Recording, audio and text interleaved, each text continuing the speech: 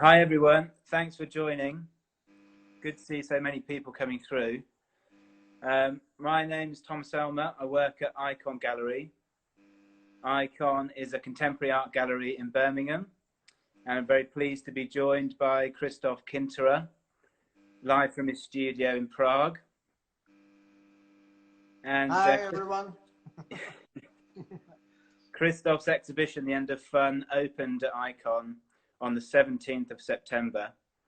We recently had to close the show due to a second national lockdown, unfortunately. But we're really pleased to be signing the show off with in conversation with Krištof. Our plan is to talk through the exhibition at Ikon, but also talk more about Krištof's studio processes. And do stick around because Krištof is going to be demonstrating a drawing later on. Two demonstrations. I have ready. I have ready a few demonstrations for you. Should Brilliant. Be fun. Okay. Very exciting. So just to give the viewers a bit more context, Krištof, your show is your most comprehensive exhibition in the UK to date, and it features your kind of famous sculptural and kinetic works, as well as your drawings. And it's a timely exhibition probing the apocalyptic environment that we live in, as well as the anthropocenic issues we face. And it's taking on a new kind of pertinence in today's COVID-19 climate. So Krištof, my first question is to do with the first work you see when you enter Ikon, which is your Naturalia laboratory. And Naturalia laboratory consists of a remake of a studio setup. You're not quite sure if it's the artist or if it's someone else's, but Krištof, you refer to this work as a laboratory as opposed to a studio. And I wanted to ask why. Nice question. First of all, I want to also introduce you, my friend Lukáš, who is behind the iPad, so we are here, two person, and there's also one more person in another room, Richard, my colleague. As you see, we are working hard Sunday evening, three people in the studio. So we are hardcore art lovers and art makers. So that's first of all. And to get back to your question, now I can go a little bit away from it because I don't have to listen to you. Naming a laboratory is a bit of exaggeration, because of course we are not scientists, but the whole project of Naturalia was playing a bit with the idea of, in a way, being a scientist who is developing a nature, post-nature, nature 0.2 or something like this, which is growing from, the world of technology. So it's, in a way, it's a fiction. It's a science fiction. And that's why the step to say we are working in a laboratory was quite obvious, So it's a bit of game, of course. It's what you could see possibly in Ikon was in a way replica of our studio.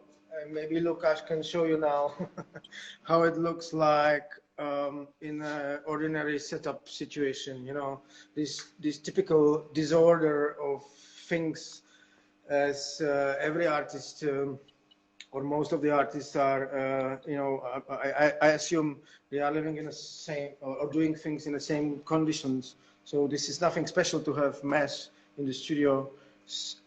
And I suppose in a laboratory, the scientists, they do not have a mess.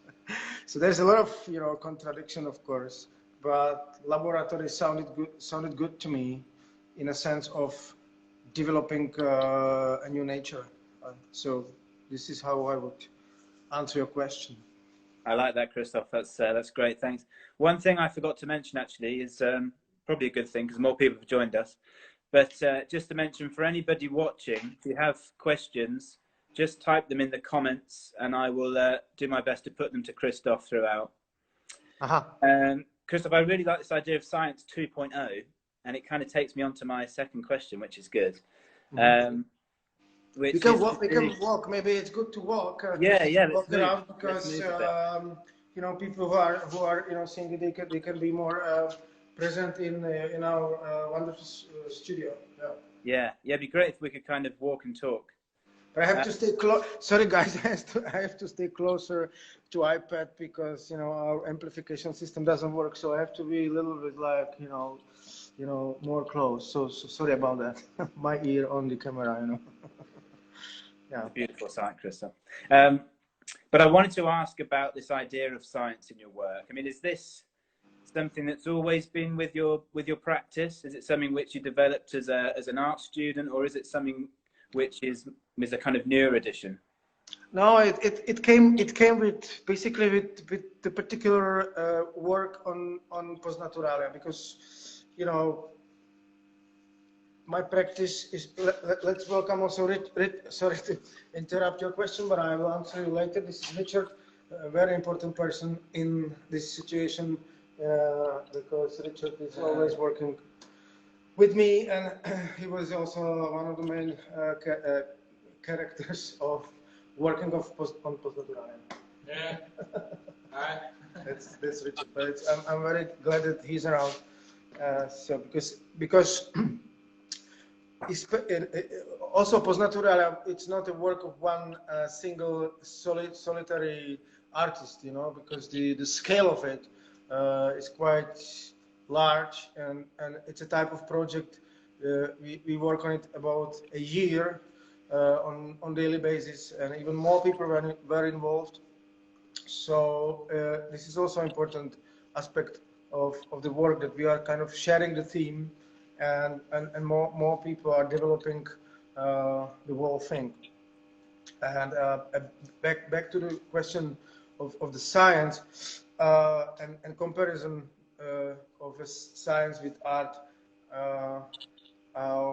These are completely two different worlds. You know, scientists, they are doing completely different job with all their erudition, and artists is more working with intuition, you know, and aesthetics, which can sound maybe formal, but it's the part of our game. You know, the things have to have some appearance, so we are busy how they look like. So I have really, you know, big doubts about comparing us and our practice with the science. It's only analogy, which of course has its own limits. So we are staying on the ground. We are still pretty much, you know, artists and not scientists, for sure. On the other hand, you know, speaking about Naturalia, you know, I got totally impressed by comparing the systems of electronic circuits and the mycelium and network of urban structure we are all living in, basically. And I very shortly realized it's a one thing. You know, we are creating the same root systems as nature does. You know, so the root system of a tree, of a plant, is quite similar to the network system of our pipes and tubes and grid of electricity and data systems, and it all became quite a strong topic to work on. And so it was Naturalia which made me to call the imitation of our studio as a laboratory. And there was a strong need to back to the laboratory. I want to explain one more thing. You know, it's The reason to do so is to, to show the audience the process. So maybe you can follow me now, and I will show you for instance, our chemical laboratory, and showing the process. I'm just trying to find an image, Krištof, of the studio. You have to be closer, Lukáš, I think, huh? Because of the sound. So this is our little laboratory room in old factory. We are now in an old factory in the suburb of Prague. And for instance, you see here a mold which used to be which we used to cast flowers for Post Naturalia. Basically, this is a cast of a cauliflower, which is a wonderful example of complexity of nature, because cauliflower is it's very complex, and it reminds me a lot our human brain.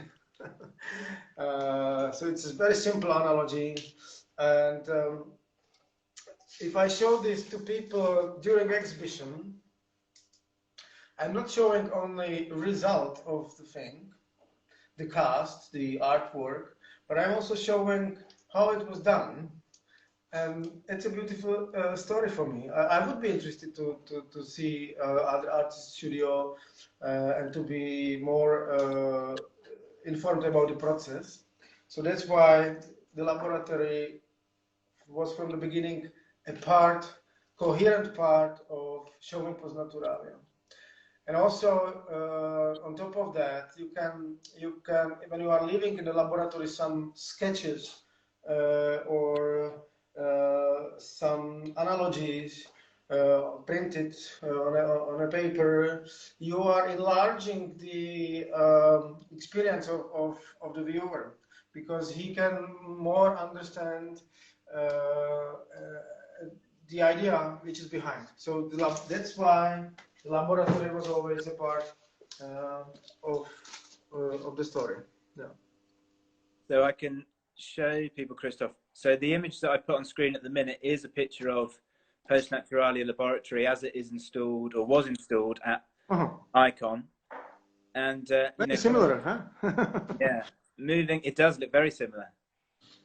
And moving on to Post Naturalia, which is supposedly what was produced in the laboratory, which is this kind of island or archipelago made up of interconnected debris or detritus from the technological or mechanical age. I mean, I've seen one question from the audience, Krištof, asking where you get these materials, and also how long it takes to produce a work like this. All right. So now I suggest to follow me, to have it more dynamic. I will show you how the garbage looks when we are sorting it out and storing. So follow me. I'll be silent for a while.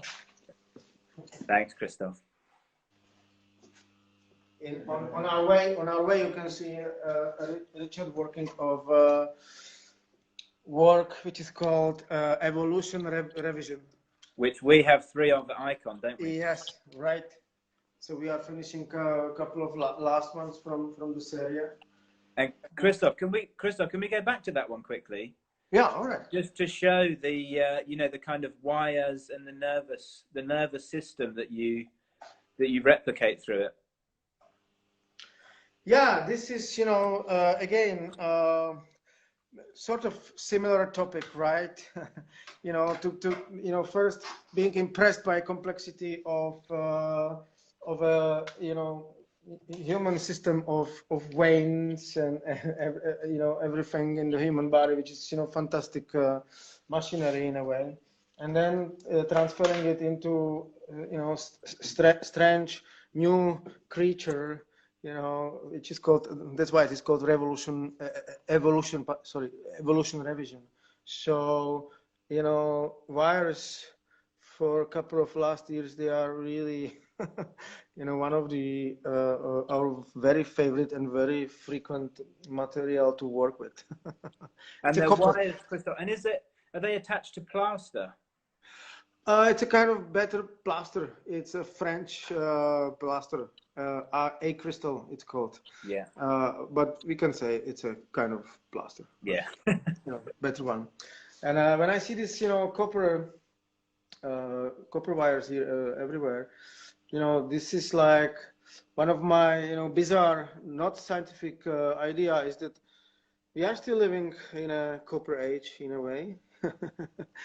You know, but forgetting about it, because without copper, our civilization would collapse in a second, because it's the main conductor of electricity, of course, but also most of the data are still going through copper wires. You know, so it's a very you know, fatal and important. You know, part of our life, copper. We're still in a copper times. Don't forget about it. But back to the question, I will go to our... Yeah, let's go to the try. Yeah.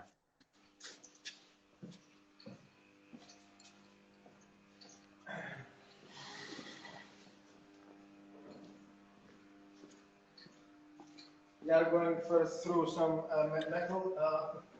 metal department. And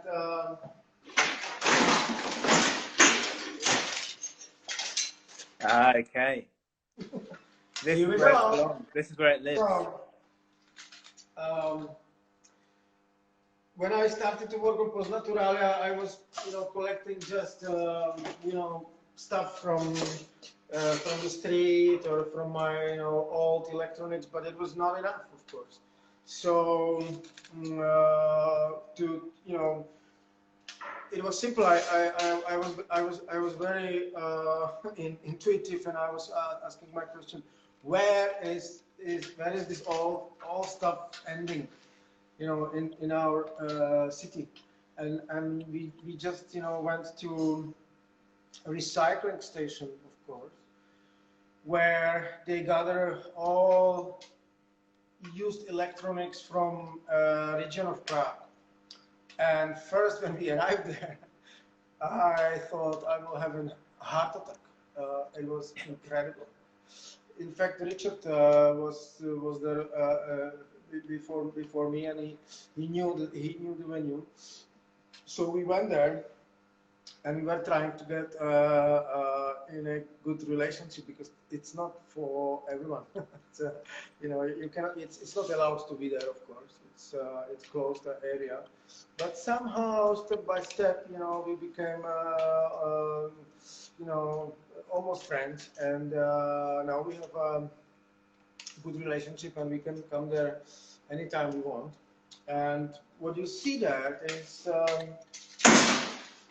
it's like, you know, mountains of such a stuff. Everything is there. You know, it's like you can imagine. It's like there is an old washing machine. There is an old drill. There is you know, mountains of old computers and telephones. Everything what you can imagine from the mountain of electronic world. That's why I was so astonished by it. But it's not so easy as it looks like, because you have to take the stuff you are interested in from everything. So it's a kind of hard work, because you have to take it from it, and you have to cut it. You are using axes and hammers, and then, for instance, this is really kind of funny. You know, these snakes. These snakes are. I'll show you in a detail. This instrument is. It's it's a medical instrument which is used to get into your body through. Oh, I see. Yes, I know exactly what you're talking about. Yeah. So it's, you know, it's a wonderful cable. I didn't know what it is for, and we just took hundreds of meters of it. They are bringing it there from hospitals when it's not working properly anymore. So this is, for instance, my favorite cable to use. How do you say it in English? This gastro. Well, we call it a colonoscopy. Colonoscopy, yeah, that's it. We too. That's right. Yeah. So it's a colonoscopical. Well, I hope it's clean, Krištof. That's all I can say. Krištof, I just want to ask you, we've got about 10 minutes probably until we see the drawing demonstration. So, and I've got some images on my phone. I just wanted to ask you about the drawings, because when you move on from this space at Ikon and you go upstairs, we come across your drawings and the space changes. It becomes far more ominous. The space is darker, the lights are changing, and it's a bit more threatening.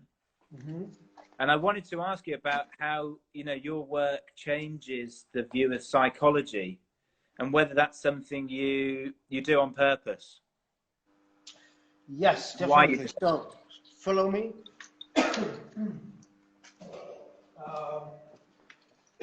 I'm just bringing you more to the area where I do drawings. Great.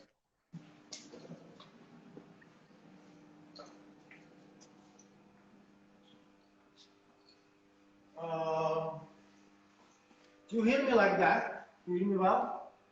It probably needs to be a bit closer to you. Yeah, all right. So, so I will be closer.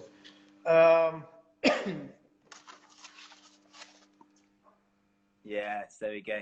So this is one of your, often your drawings have heads on them, almost like caricatures or cartoons or something. Yeah.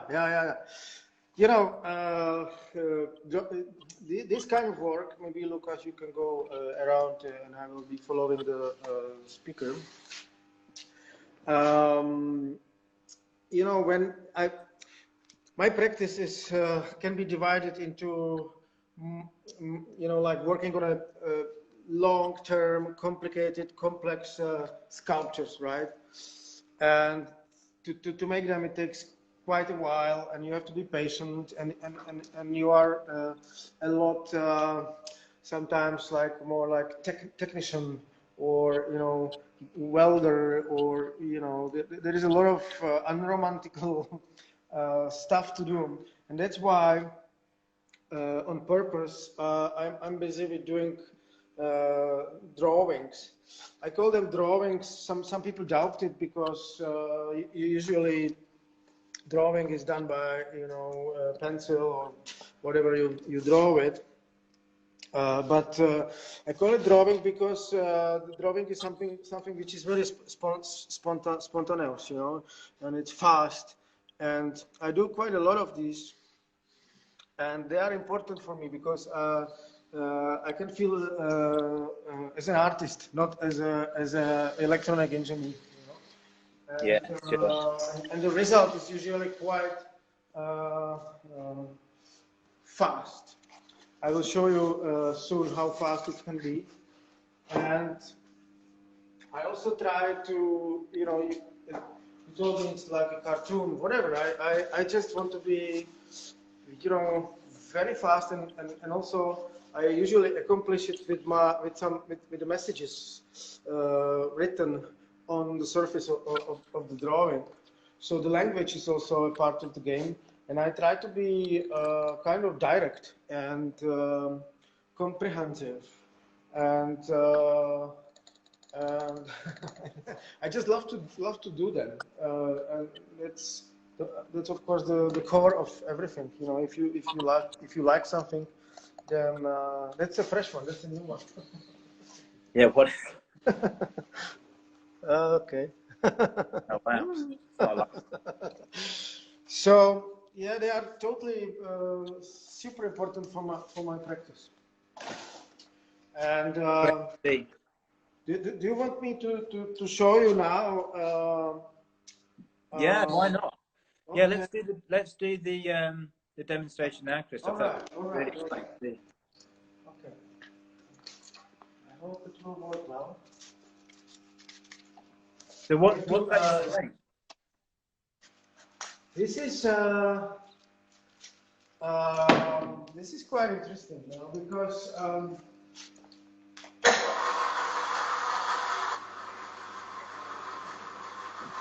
Wow.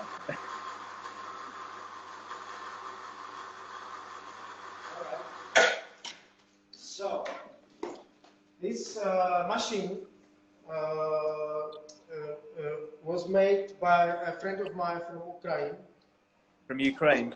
Yeah. And he built it from microwave oven. So there is a transformer from microwave oven, which is generating about 3,000 volts. So there's a high voltage. So you have to, you know, I have to be a little bit, you know, concentrated not to, you know, get the Nothing too dangerous. And when I saw what they do with it in Ukraine, I was really quite obsessed by it because it's really interesting. So now I will show you. I hope it works because first I have to make the surface wet by sodium, and that will create a conductive layer on the drawing. So that's why the electric discharge can travel from anode to cathode, right? Look. Oh, wow. Yeah.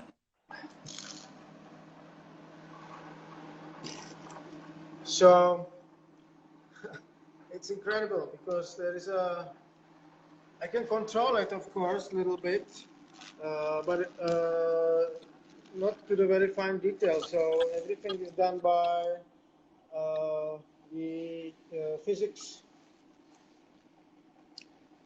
Yeah, it's great. I love it. It's brilliant. Yeah, the process you see now is called Lichtenberg flash, and Lichtenberg was a German physicist from 18th century, and he was doing first experiments with electric discharges. And what is really also interesting when someone is struck by flash in nature, he is basically having the same scars on his body, and they are called Lichtenberg scars or Lichtenberg. Yeah.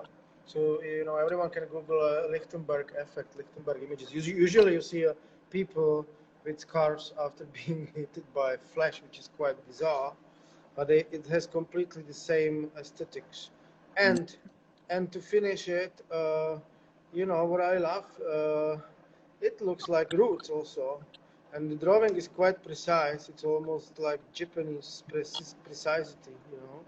And again, it goes to the same thing, like the roots, they are growing in the same kind of aesthetics because they have to overcome on molecular level the same problems. So they are finding the best way to go through, you know. So this is the same thing again, you know. This is interesting. And Really interesting. I mean, just on that, Krištof, this kind of research you've done, where are you finding it? I mean, do you visit libraries? Are these kind of like manuals you're looking at? Oh, it's a coincidence. You just have to be ready. But this one was really showed to me by this Ukraine friend Mikhail. And in Ukraine, they usually use it for decorating features, you know, like they do, for instance, kitchen table, and they burn this. I see. And then they put a varnish on it, and it's a beautiful, you know, or their own aesthetic, but they don't use it for making art in a way. So I was lucky, you know, Mikhail showed it to me and built it for me. But it's very simple. I saw the box open. There is only a transformer from microwave oven. That's it. So everybody can build it. You can do it, but just be sure you will not get hit by it. 3,000 volts. It's not very pleasant. Yeah. Krištof, what is there another demonstration? Do you want to do that? Yeah, I have one more. It will be quite fast too, and I think the same level of Wonderful. quality.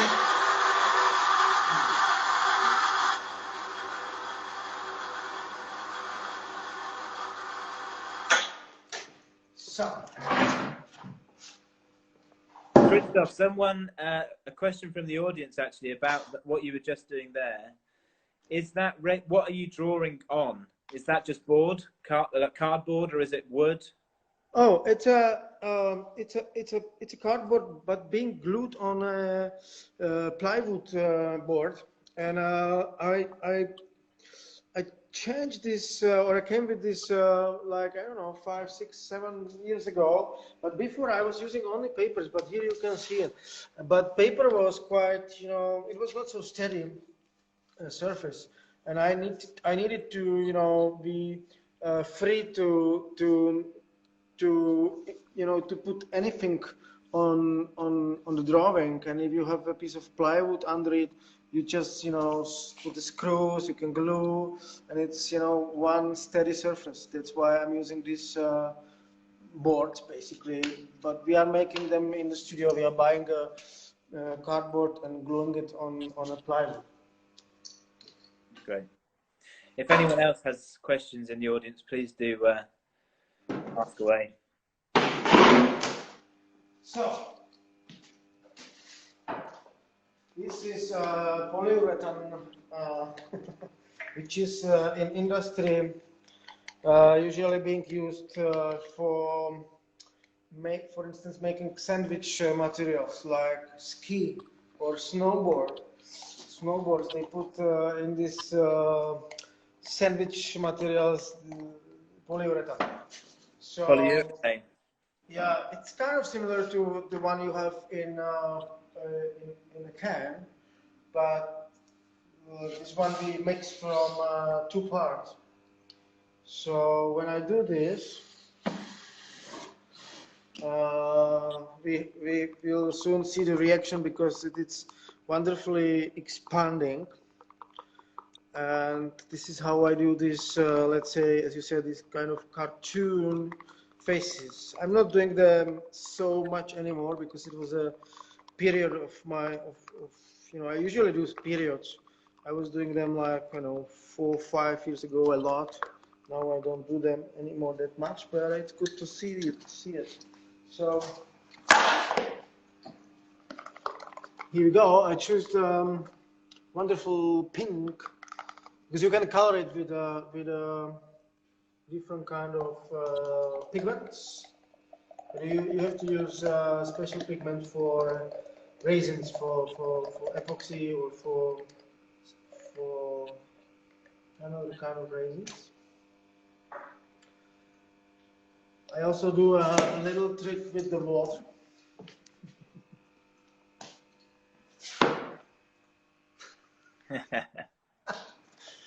When I put a little bit of water, it will just make the face more. I see. The Pollock effect. More.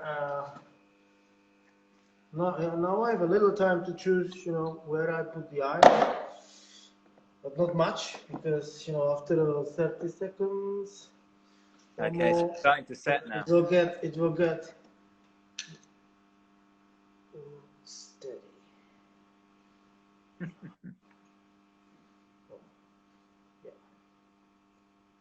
And there we have a face. Oh, we have a face. You know, kids love it, you know. Yeah. Great. It would be wonderful for a workshop.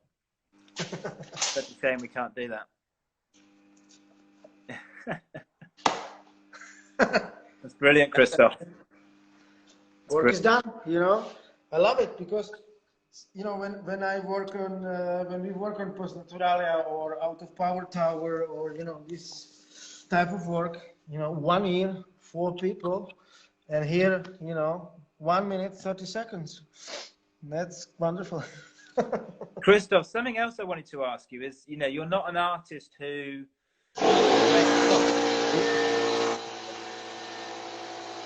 Wow. You're not an artist who neglects small works either, although you work at, you work on varying scales, really. You make both huge works, like My Light Is Your Life, which I'll show to the audience when I can find it. But then also you make much smaller works. So, for example, there's My Light Is Your Life. I mean, what's as a sculptor, which is what you mainly, the medium you mainly work in, why what's your relationship to scale? Again,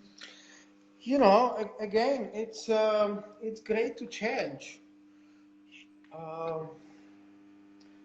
To change the scales and to change disciplines, because I'm a little bit afraid of routines.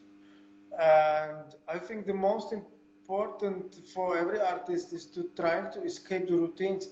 It's not even possible. It's like you can try, and it's important to try. And but yeah, I'm now mixing two topics, routines and scales. But I will get out of it. I was starting the idea of it, changing the way of doing things, and it leads to change scales as well. So sometimes, somehow there is a need to, because of the topic, because of the content, you need to grow things, because when they are small, it's just an idea. But if you are able to make it grow, all of a sudden the message and the impact of the work is volumed up. What I mean? It's, for instance, if you imagine Naturalia being only small like that, it doesn't work. But when you make it 20 meters long and 12 meters wide, all of a sudden, and it's the same thing in a way, but it's not the same thing. It's all of a sudden having a strong energy. So I also believe that the sculptures, they are like batteries. If how many energy and time and also mental energy you put it, they can store it. So sometimes they need to go really big, like Demon of the Growth or My Light Is Your Life. And sometimes it's just wonderful to be small, like socks, in Ikon Gallery. They are just an ordinary socks, nothing really huge. So I like to switch in between scales also. Yeah. That's great. I mean, someone's actually just said about the nervous trees, which I'll find an image of, but they're 4 trees with globes as heads, and they shiver, and they're called nervous trees. And someone's saying, is that you were referring to the threat to trees in the climate at the minute? Yes, of course. I mean, what is beautiful about art is that it can be interpreted in so many angles and so many point of views. So, of course, as an artist, and every artist, you are starting with something and you feel this is the way to go. I always like to compare with the music, for instance, because when you create some melody and you are not responsible for how people will feel about the melody. Everybody will feel it in a way by its own. So what I want to say, yes, indeed. I mean, they are the nervous trees. They have this alarming message in them, the nervosity of the nature, but as an organism.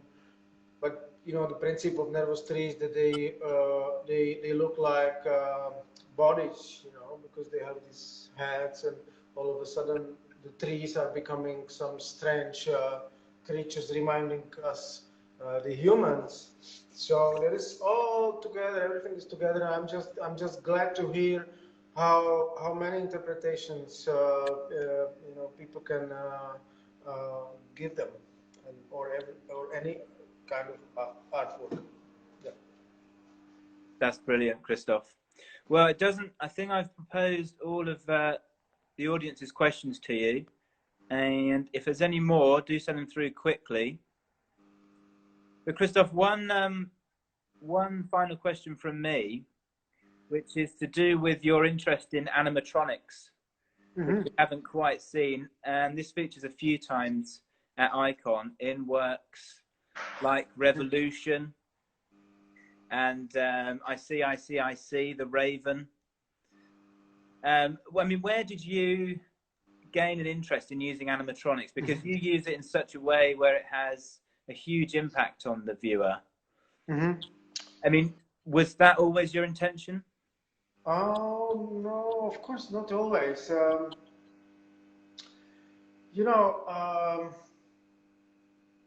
I think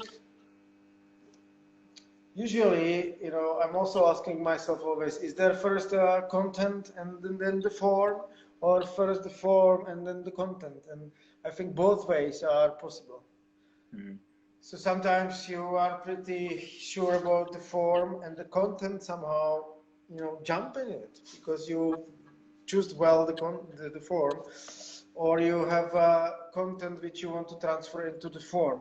And talking about especially these two examples of animatronic sculpture, Revolution or I see.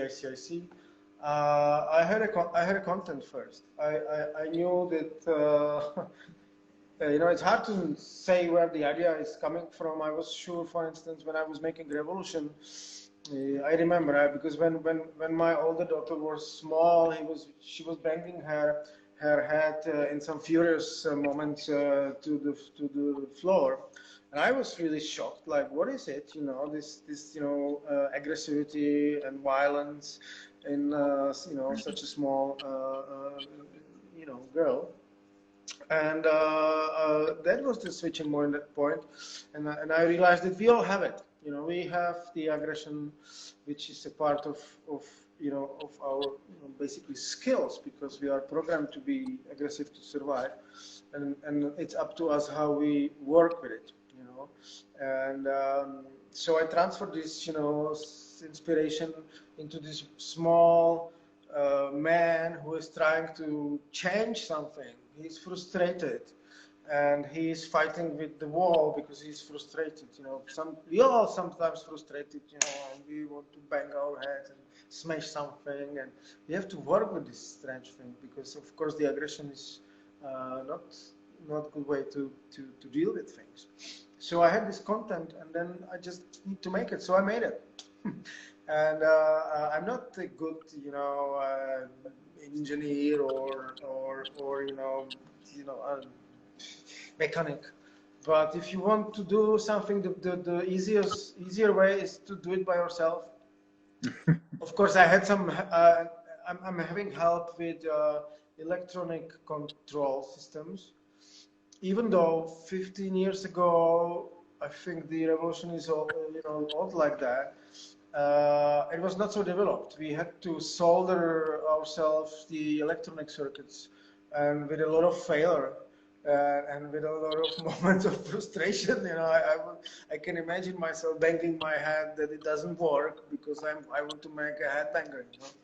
So, but nowadays things are more and more easier. Also, thanks to internet and all these systems like Arduino, and you just go to these web pages, you download the program, so it's easier and easier nowadays. But I'm not following it so much. And not to forget, for instance, Raven. It's quite sophisticated, because the beak is synchronized with the speech. So this is something which is a little bit it's another level. Moving legs, I can make it. Turning head, I can make it too, but I'm not able to synchronize his beak. And it's always good to have great friends, and I have a great friend, and for Milan, who is helping us with electronic. This is a piece of cake. He's a real, electronic guru. So if I don't know, I ask friends. Krištof, that's a wonderful note to end on, I think, and thanks to all of our friends who've joined us this evening. I mean, I wanted to add one more thing, or a couple more things. If people want to view more of Krištof's show, please do head to our website and our Instagram page, and you'll be able to find out much more about Krištof's work. And as well, if people want a copy of Krištof's catalogue, I have one here. I have one here too. You can get that from Ikon's online shop. So do head there. It's £10, and it's a great thing to read over Christmas. I am proud of it. Thank you. It was, it's a kind of principle to make it kind of cheap, but there's also a lot to read, not just to read. Full of great content. Krištof, thanks so much. It was wonderful to see all of that, and yourself. It's brilliant. Thank you, guys. Thank you, Tom. And one last thing, if I'm able to, if you let me say, I will be fast. Thank you so much in Ikon to make the show without us, because I thought it's not possible, because usually I come with our guys from the studio, we install everything because we know it well. I thought it's not possible, and you guys, you made a great job, and it's an experience in a way. It's a first show I have never been to. It's a little pity because I like England and so, but next time hopefully somewhere. But I really thank the Ikon team, really everyone. It was so cool. Well, I'll just add to that, Krištof, too, that I mean, I think working through this time, which has been particularly gloomy, you've made it a really uplifting experience. You've turned that around for us, so we're very thankful to you. Thanks so much. Thank you, guys.